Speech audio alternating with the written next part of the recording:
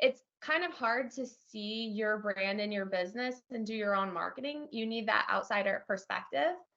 And so sometimes I'll work with people and they're like, we know we want to write a book, we know we can sell it. And that's true. But then when we talk about the topic, it's like, how does this tie to your brand in like 5 or 10 years? Is this what you want to be known for? Does the target market line up with your business's target market? And so we talk about all that stuff in phase one. And then I help them do a brain dump of all the things that could potentially be in their book. And from there, we talk through it and I start putting it together with the table of contents and outlines for every chapter. And that's really where the book comes together and you start to see what it could look like.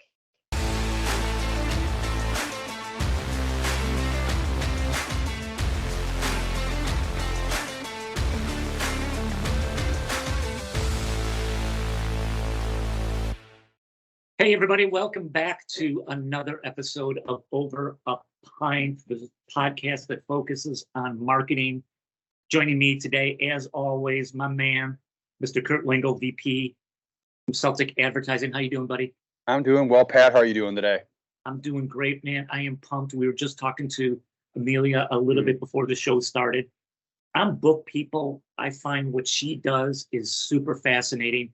Kurt, Amelia and I met, I don't know how long ago, it was a couple months ago, and we met on Lunch Club, and I just started talking to her, and she was laying out her story, and it was like, well, hold on. You got to hit the pause button. What did you just say? Like, you're doing what? And I just found it fascinating. And she's on the show with us today, Amelia Forczak, CEO, founder of Pithy Wordsmithery. I freaking love that name. I got to find out how long it took you to come up with that. Amelia, welcome to the pod. Thank you so much for having me. So, Amelia, it's called Over a Pint for a reason. We like to enjoy our beer here in Milwaukee. You're in Chicago. That's a big beer town as well. What do you got in front of you? Well, more brewing company, dry hop saison. Honestly, I don't even remember who brought this over. I've never had it, but it's pretty good. Okay. All right. Mr. Lingo, what are you enjoying today? You know, I am, Pat, you've been to this place with me. I am promoting our friends at the Gathering Place. Yeah. Brewing Company in River West. Yep. Great brewery. Another location in Tulsa. This is their Gruss. It's their Hefeweizen. But I will tell you this, Pat. We were talking a little bit about St. Patrick's Day before Amelia came on. It is right around the corner. I think Friday, late in the day after work, I'm going to shoot over to the Gathering Place because they are going to have some of their 80 shilling ale, which is Scottish ale, bitter brew, whatever. They're going to be releasing something. So I'm going to go over there to have one. But it's a cool place if you've never been there. Gathering Place Brewing Company. Highly recommend it. You're killing me. So we're in the middle of Lent for all the Irish Catholics out there. I was a fool enough to say, you know what, I'm going to give up drinking beer for Lent, which I didn't realize this, but looking at the calendar, Lent this year is 47 days instead of about 40. So that's a long time in the desert for this guy. But I am enjoying today a Noon Whistle hop water beer, which is not alcoholic. It's very tasty. It's like a seltzer water with a kind of, they inject it with hops, but it almost tastes a little bit citrusy. It's really refreshing, but it ain't cheap. I don't know. They're charging for that. They must be good profits. Enough with the beer talk, Kurt. All right. All right. We got Amelia here. We do. We're not going to waste any more time. Amelia Forczak, head of Pithy Wordsmithery. I just love that. So Amelia, welcome to the pod again. Tell us a little bit give us the background about Amelia and just let people kind of introduce yourselves and get to know you a little bit better. So take the mic. Sure. Yeah. So I help people write, publish, and market their books. And I have always loved books. I always wanted to write them. When I was little, my mom was a librarian and I went to school for journalism. Ended up going into marketing, which is a really good fit because so much of marketing is content. And the opportunity to ghostwrite my first book kind of fell in my lap when my CEO got a book deal.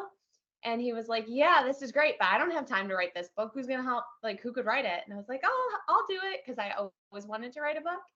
And that book ended up becoming a New York Times bestseller. And I was 27 at the time. Mm.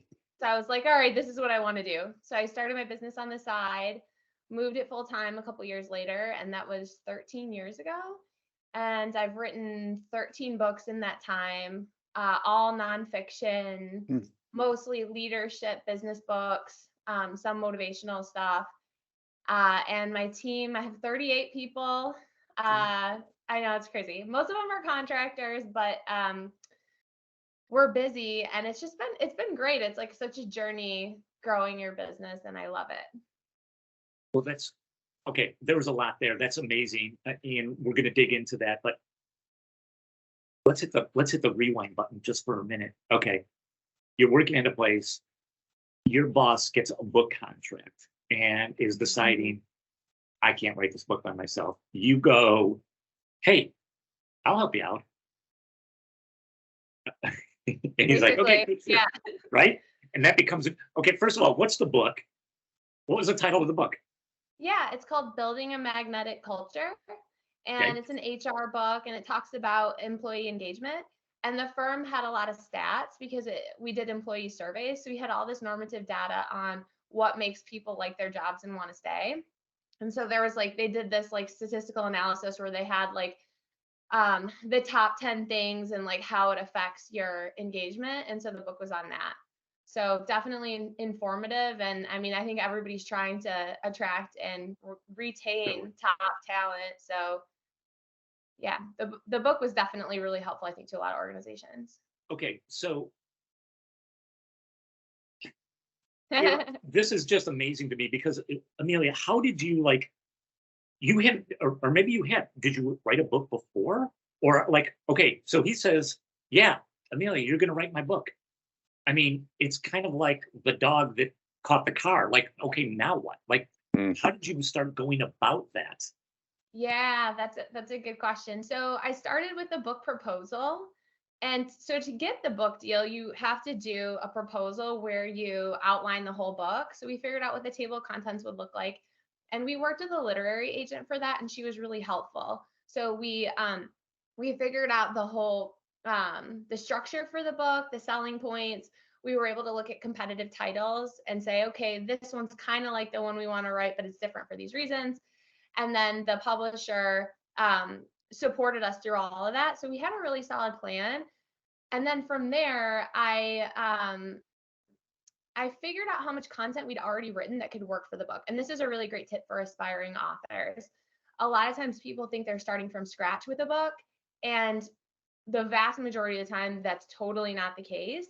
If you have blog posts or even videos, scripts, presentations, social media posts, white papers, case studies, all these things that you're likely to have, if you have some kind of platform, you can take all that content, dump it into one document, figure out what you have. And when I did that, we had like half the book written. It was really in chunks, like different chunks that needed to go in different places. And that content, like, because I'd been working there for years. So I wrote this blog post, I wrote the e-blast, like I was very familiar with it. But I just needed to sort of stitch it together in a different order. And that made it way easier. So you write the book, it becomes a New York Times bestseller. I mean, what are you feeling about that? I mean, that you had to be like over the moon. Yeah, it was amazing. I never anticipated that happening. And it was a great moment. And I was so happy for the author. And it really made it clear what I wanted to do, which is go back to writing, which is what I thought I wanted to do in the first place. But then when I graduated from school, all the newspapers were consolidating, and it just seemed like a bad time to go into writing. But if you love it, you figure out a way to make it work, right? Right. So once the book, you publish the book, it becomes this bestseller. Was this boss then like, hey, I'm thinking about a couple other books, or was that it? Yeah, we actually did 2 books. And so I did another one for him. And with that one, I supervised a team of ghostwriters. And so it was a collaborative effort. And very soon after the books came out, he ended up selling the company, and then becoming a professional speaker and having his own consulting business, which is what he wanted. And so it was great for him. And the company became very different when it, you know, it was bought by private equity. And so I didn't really want to stay there anymore. And so I started the business on the side, and I sort of felt like I had nothing to lose, I guess, because I didn't really want to stay there at that point. So I figured, why not try to have my own business and see what happens? And it ended up working out. So let's start getting into that. So you've got this, you got at least one case study, which is an amazing one. You got a home run. Like, how did you start moving into that? What were some of the steps that you started thinking about in order, right? I mean, it's like, it's amazing enough that you just wrote a book, but now if you're starting a business, kind of break it down for us, Amelia. Like, Yeah. So it started as a solopreneurship for a while, and I was scared to grow it. I didn't really know how to grow it, and I was scared. I didn't market the business really at all for the first 8 years because I was always at bandwidth.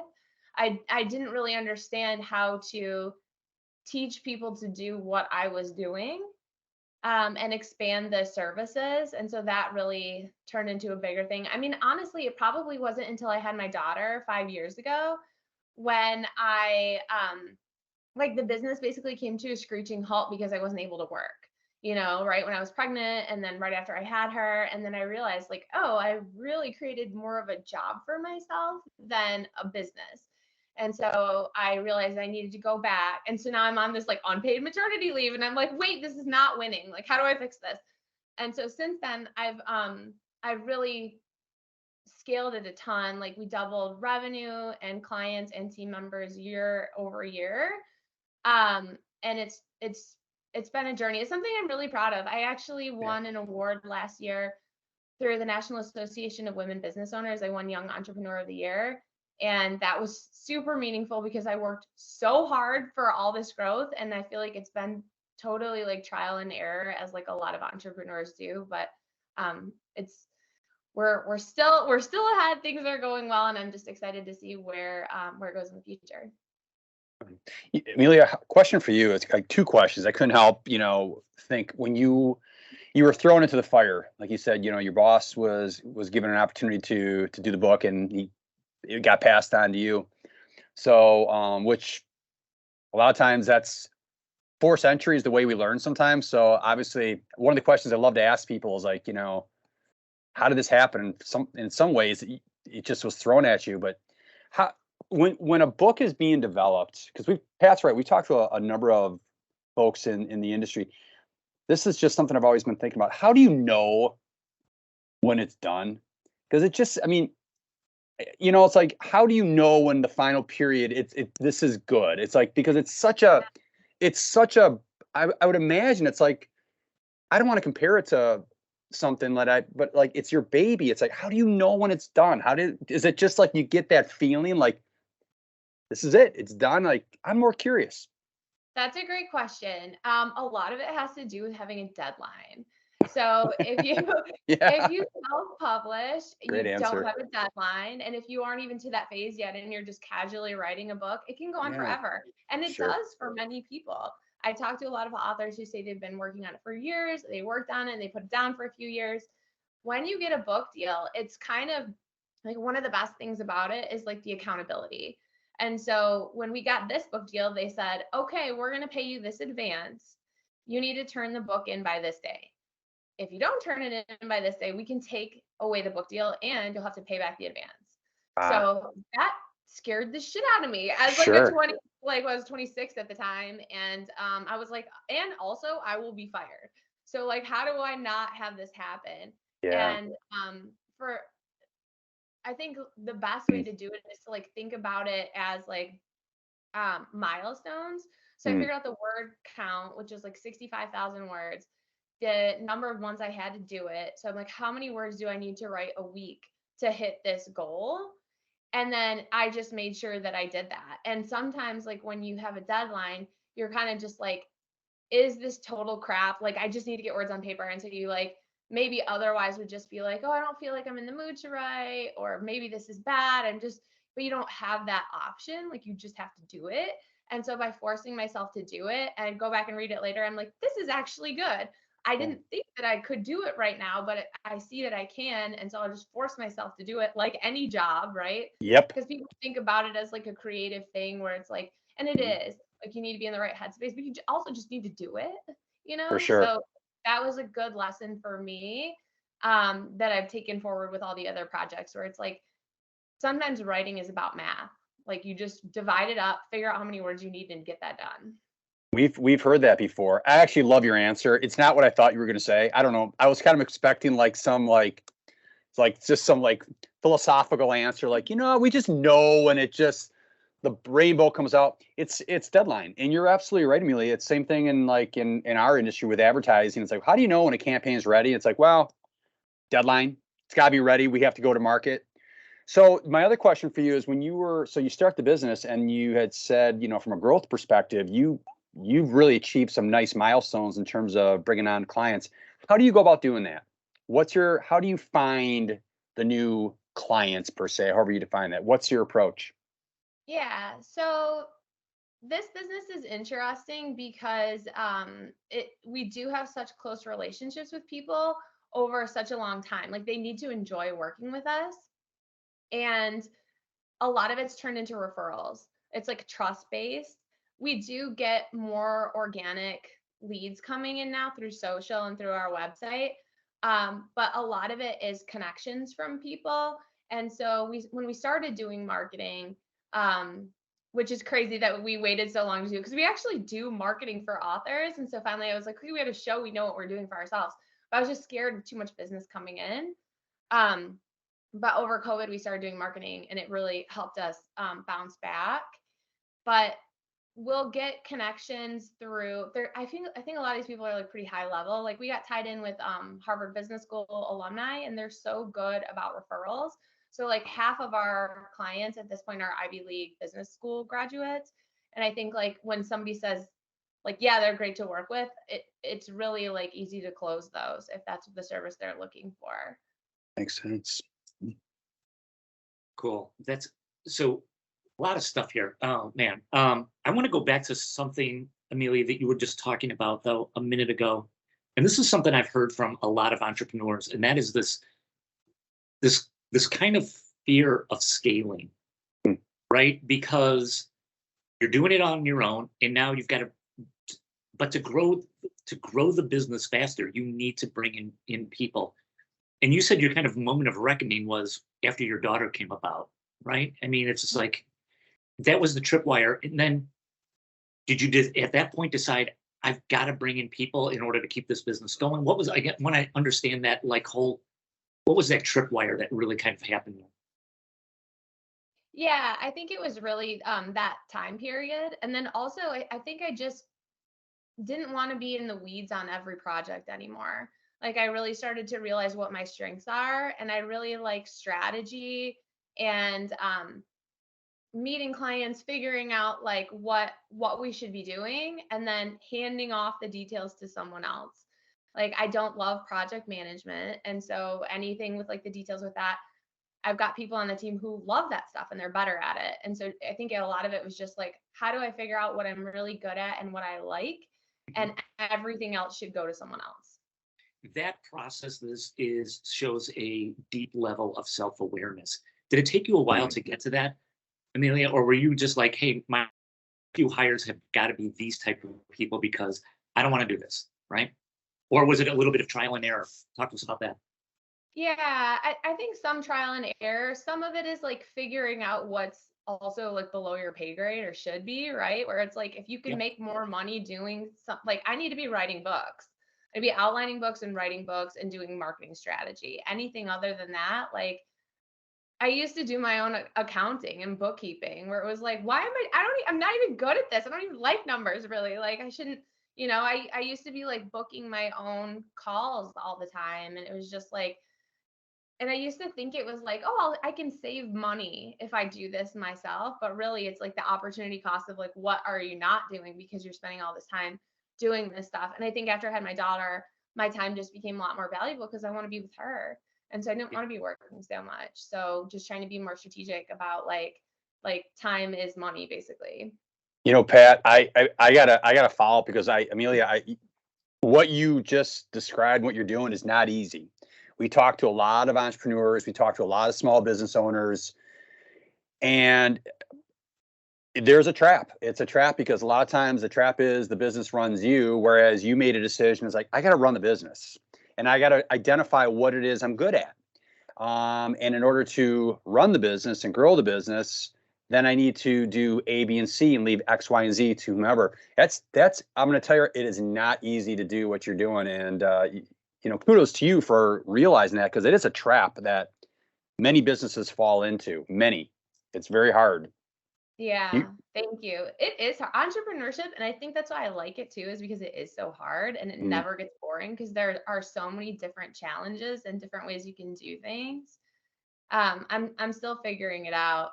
I went through Goldman Sachs 10,000 Small Businesses program in Q4 this past year. I don't know if you guys have heard of that, but Yeah. it's a great free program for entrepreneurs if you can get in. And they call it the mini MBA. It's through Babson College, which is the top entrepreneurship school in the country.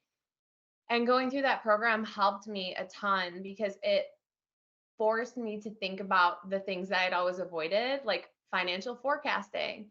Like before I'd be like, should I develop a new product? And I'd think about it and I'm like, okay, so like what would the branding look like? Because I'm thinking about marketing and then it's like, no, what are the numbers? Like how much could you sell it for? How much does it cost you to produce? Like per unit, what's the overhead? What happens if you sell this many in a year? What about this many? Like that's where you should be starting with a lot of this stuff. And I just did not think that way before. So it changed the way I was thinking about the business, which is super valuable. So, hey, Amelia, after you write the first book, right, and then in that period where you decide, listen, I think I want to do this full time. I want to go off and this is what I want to do. I want to start my own biz. How much time elapsed between, when the first book hit the bestseller to when you got your second? Was that a tough process, or did that kind of come naturally as well? So the second book was actually a month after the first. So that made it worse because we were writing two at once. So that really was like very intense. Yeah. Which is why I didn't write the whole second book, is because I was already writing the first one. But then after that, I started the business on the side, and I was managing the marketing department of this consulting firm. And so when I had the business on the side, I was doing a lot of marketing, so smaller projects for clients. And I'm trying to think what the third book was. I don't know, there's a bunch at this point, right? There's 13, but I think it averages to like one a year. Okay, so let's do this. Let's get into how the sausage is made here, because I'm fascinated with this. So, Amelia, I've got an idea for a book. However, through word of mouth, it sounds like mainly, but I find out about your business and we connect. What's the process that you take people through? And how often do you have to say, hey, Pat, I really like you, but you don't have a book here? Yeah, good question. I talk to aspiring authors all the time. So if you're listening to this, you have a book idea, I'd be happy to talk with you. I spend like hours every week doing that. But I talk to people about their book, and I'm really more interested about their business and their goals most of the time, because most of our books are nonfiction books that go with someone's personal brand or business, and they use it as a marketing piece. It's like a how-to thing that fits into another revenue stream. We do have some biographies, memoirs. We've done a couple kids books, but most of the time the book fits into someone's business as a marketing piece. And so that's what we would talk about. So a lot of times people tell me I should write a book. I don't know what that looks like. And so we talk about potential content. And if they don't have a platform, I'll tell them that on the call. And that's a lot of time where it's basically like, is this going to be worth the time and money? Like, are you going to see a return from this? And I'm always super honest with people about that. And sometimes it's a passion project where they want to get the story of like their grandmother down on paper or something, and that's a bit different. But if they're doing it as like an actual business, part of their business plan, we talk about, is that a good investment? And if so, then I have a phase 1, phase 2 process. And phase 1 is about strategy and doing the outline. So I can't even scope ghostwriting a book until we know more about what the project looks like. And so many books are, some are like 100,000 words, some are 30,000 words. And so it's really hard to know what we're even working with until we have a solid outline. Are you able to identify it pretty quickly, And Amelia? a lot of people come. Oh, I'm sorry. Oh, no, go ahead. I'm sorry for interrupting. I just wanted to ask really quickly, when you meet with these people, are you able to identify pretty quickly? Do you know pretty quickly whether or not something is there or not? Because you're talking to, I was just kind of curious. For sure. And a lot of times the idea that they have isn't quite right for their business, and it gets adjusted. And these are really smart people, right? Like, it's kind of hard to see your brand and your business and do your own marketing. You need that outsider perspective. And so sometimes I'll work with people and they're like, we know we want to write a book, we know we can sell it. And that's true.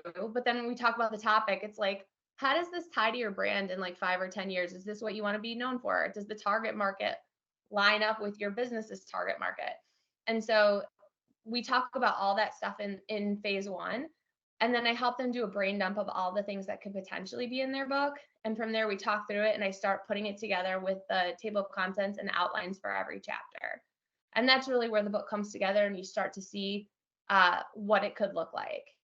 And we also do the back jacket text because that's kind of like your North Star when you're writing a book. I think it helps to do that early because when you get into the writing process, sometimes you're so deep in a chapter, you're like, wait, is this good? What am I doing? And then if you look back at the back jacket, you're like, oh yeah, this is what the book is supposed to be about. Is this chapter doing that or not? And it really helps you stay on track. So that's the beginning part of it. And I started doing that because I had so many people come to me with really messy drafts, like drafts that would end up taking me longer to edit than if I had just written the whole thing from scratch. And I was like, what is happening where these drafts are so bad? And I realized that people weren't starting with a good outline. And it's really easy to write yourself in circles if you don't do that. And so I'm a huge fan of outlines. Amelia, where do you come in and where does the team come in? So you've got the experience, you've got the chops, you've been through the wars, so you understand a lot of this. And it seems to me, from your perspective, you're going to help Kurt and I get a book, get the outline, and get our story done, right? You kind of flesh it out, you kind of talk to the person, you get a vibe for, hey, is this somebody I want to work with? And do they have a good idea? You kind of help manage that. At what point do you have to say, I love you guys, but now I got to turn you over to, my writer here? Yeah, good question. So I do have people on the team that help with outlines as well. And I don't really do that many books outside of business. Like sometimes I'll do a memoir, but a lot of times I'm really looking to somebody else who has more of that expertise. And so I bring them in earlier in the process. And I also have a team of writers that are great to work with, and they've come in the process early too. So it just depends on what the project is. And sometimes people will write a book on their own and they need developmental editing help. And I don't do that anymore. I used to do that. And then I realized that it just takes me a long time and it's frustrating and it makes me wish that I just, had written it from scratch. But I've got people on the team who love developmental editing. They're passionate about it. They're really good at it. And so when we get something like that, they'll do the manuscript evaluation where they read it and they're like, here's what I think we should change. And then we get the author's approval and then we do the work to change it. Gotcha. I have to ask this question, and actually this is not my question. This is my wife's question, but I think it's really germane to this conversation. You're dealing with people who are very successful. I'm sure if you're dealing with, Ivy League grads and so forth, not only do they have an interesting perspective, I'm sure they have a fair amount of ego involved in this as well. How do you handle that tough conversation of, hey, Pat, this is really not that good. Here's what we suggest. Talk to us about that aspect of the job. Yeah, it's funny because I think that a lot of people who are really successful have gotten there because they know how to delegate and trust other people to do the things that they don't have experience in. And so those are great clients when we can connect. And I'm not shy about talking about how things should be better. And I get a lot of compliments from clients on that too, like that I don't mince words or that I challenge them. And I think the higher up you are, the harder it is to find people who do that. But the relationships I have with clients are very much a partnership where we can be really open with each other. It's so much time one-on-one talking. It's like almost like therapy. Like they become such close friends, and it's just, it's nice. And I want to have their back. I care very much about quality and making them look good and having it be the right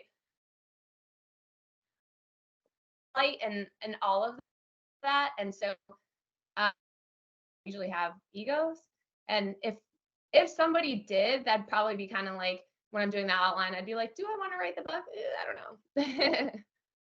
You know, a word that you just said, Amelia, that I picked up on, I wrote it down, therapy, and there was a couple of things that were packaged into your answer. And obviously from a client perspective, and it doesn't matter if it's your industry or my industry or past industry, there's got to be a level of trust. That's the underlying theme for any of this to matter. But a couple things that I picked up on, it's your ability and to tell people what they need to hear, not want. But Pat has met you before, so he knew a little bit about you. I met you for the first time today, but I'm picking up on your vibe, your soft skills, and I think and you're a good communicator.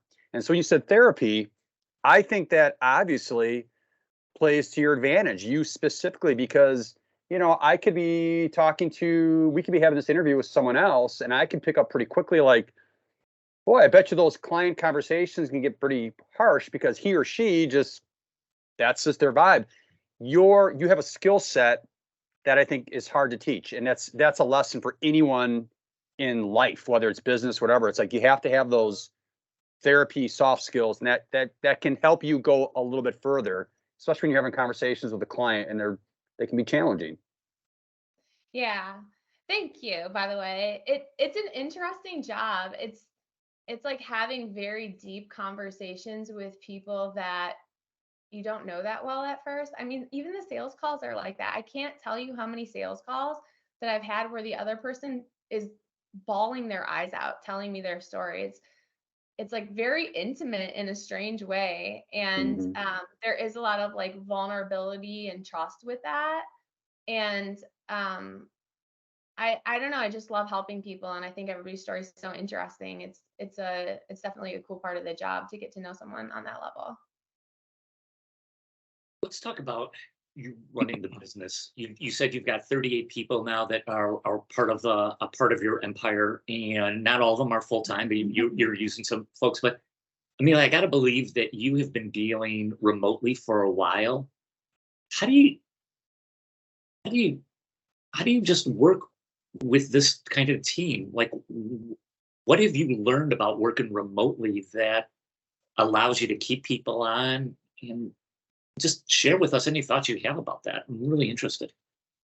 Yeah. So remote work is great. I think just about everyone loves it, at least to some degree, right? There's definitely value getting together in person, and for some projects it is easier to get together in person. And so I've got a little team in Chicago, like a handful of people, and we do try to collaborate in person when we can.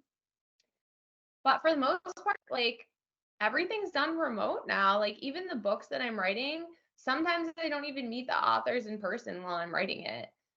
So it's just convenient. So I definitely think it's here to stay, but occasional meetings in person cannot, nothing can surpass that. You talked about marketing, and around the time of the pandemic, you decided to make the move and start doing more marketing. What does that look like for your business? When you say word marketing, what does that mean? Where are you placing ads? What are you doing?